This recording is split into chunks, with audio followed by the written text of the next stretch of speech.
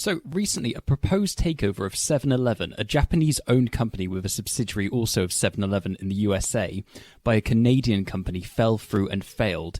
Here's why and how significant it is. Now, this has an importance for Japan, I think, beyond a simple business transaction and takeover, because a 7-Eleven as an iconic Japanese store, a Konbini, has a significance that goes beyond just another business. There's a degree of affection, I think, you can see for stores like 7-Eleven, Family Mart, Lawson's in Japan. I once interviewed for a job living in Japan, and the person interviewing me described stores like these as being very important and sort of centres for Japanese life that you encounter when you live there. Sort of like how rural post offices used to be so important for life in the UK. Now, beyond being a place for lots of nice food and iconic snacks, they also offer lots of key services. It offers a way to pay your bills, get photocopying done. It's one of the few places reliably in Japan where you can find an ATM to withdraw currency out. It offers postal services. I believe they're involved in disaster responses, and frankly, they're everywhere. So it's just a key bit of infrastructure for life in Japan. And this is summed up well in the novel Convenience Store Woman, which just shows how sort of all of life passes through these stores, and they're really quite iconic and important for life in Japan. So there might have been a bit of, trepidation, a bit of worry about this, classic Japanese-owned company present everywhere and present in people's lives in Japan being bought out by a big North American company. I suppose part of this fear would be that they would come in, sort of not understand the Japanese culture, the importance of these stores and the services they offer, and they would sort of bring sort of an American perspective of, just pure raw capitalism and maximizing shareholder value.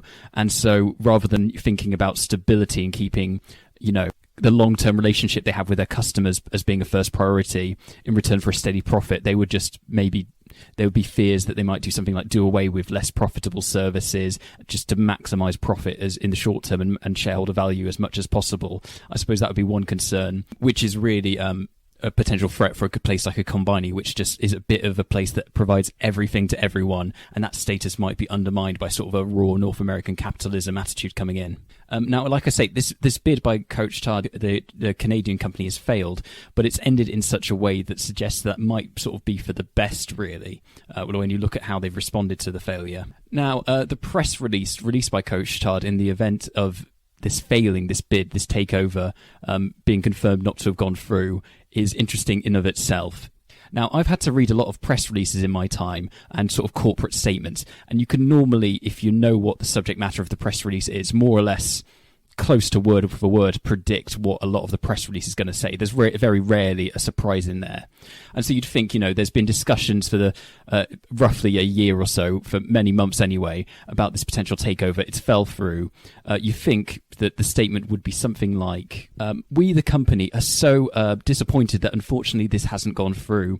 We invested a lot of energy into this potential takeover, and we thought it offered a lot of synergy and exciting opportunities for growth, as well as shareholder value for both companies, and opportunities for us to work together. But unfortunately, we just couldn't reach an agreement that would suit both parties. And so unfortunately, we're having to now move forward and focus primarily on, maximizing our current operations. But we're still very much motivated for looking for new opportunities for growth going forward and for the future. Something like that, just very cookie-cutter corporate speak. Now, the press statement they released wasn't that. It was quite spicy, a little bit interesting, and I'm just going to read out a few highlights of what they said. So some key statements that jump out.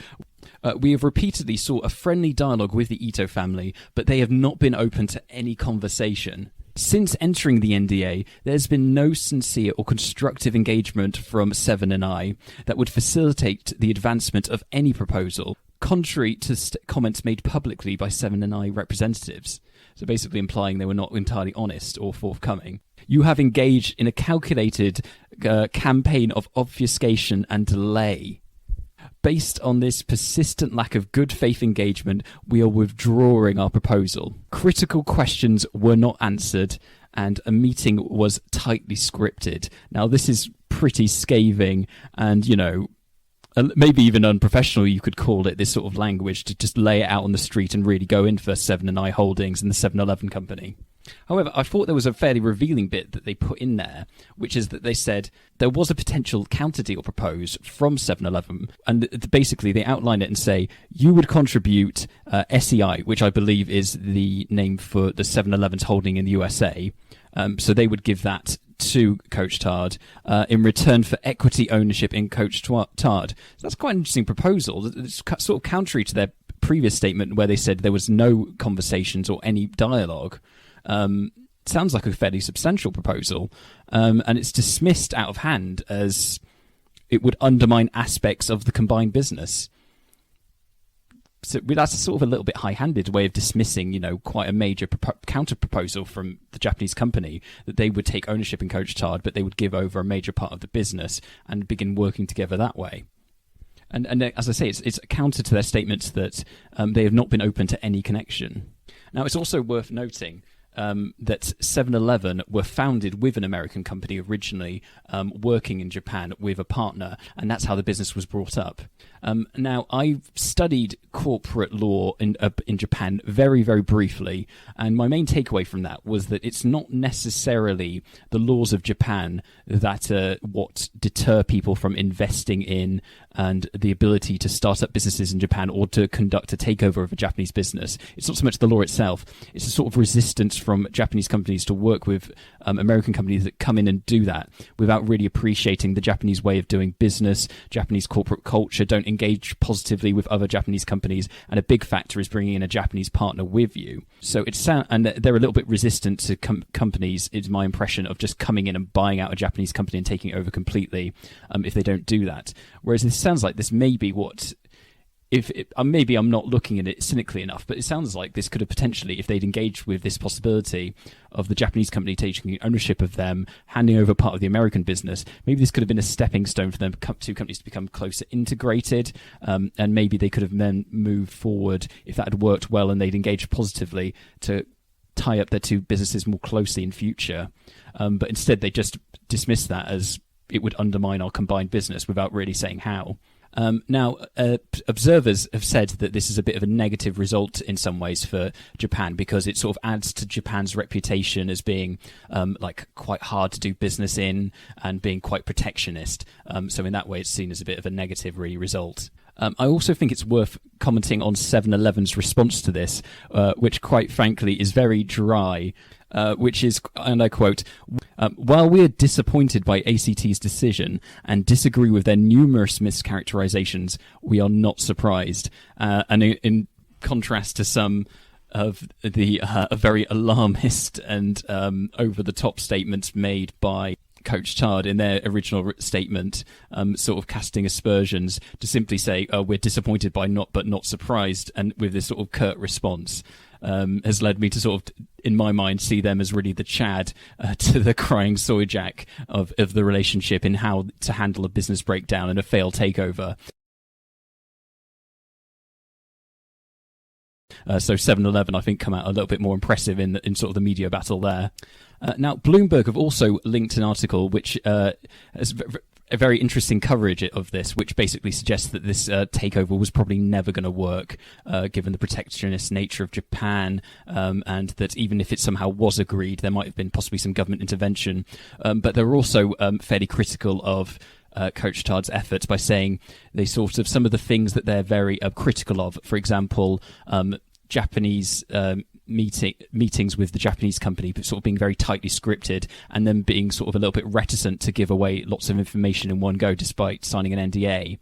Bloomberg sort of characterizes this as sort of fairly typical Japanese behavior, which sort of, in line with what I said about sort of, if you go in looking to a takeover, if you sort of go in with a positive attitude, understand Japanese culture, that goes a long way. It maybe suggests that sort of Couche-Tard didn't anticipate these sort of fairly typical responses.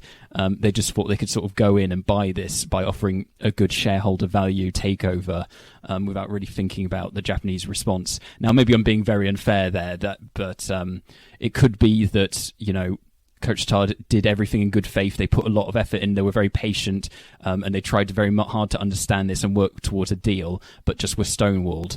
But sort of, you're not given a very positive impression by this press release. But perhaps that they were just very frustrated at the end of their rope and when they released that. But you have to say the statement does come across as quite negative. So in the end, the takeovers come to a close, and I think you have to say neither companies really could call this a win. I mean, after these months of conversations, 7-Eleven ultimately have got what they probably wanted, which is to maintain control and the takeover and on their own terms, and the takeovers ended.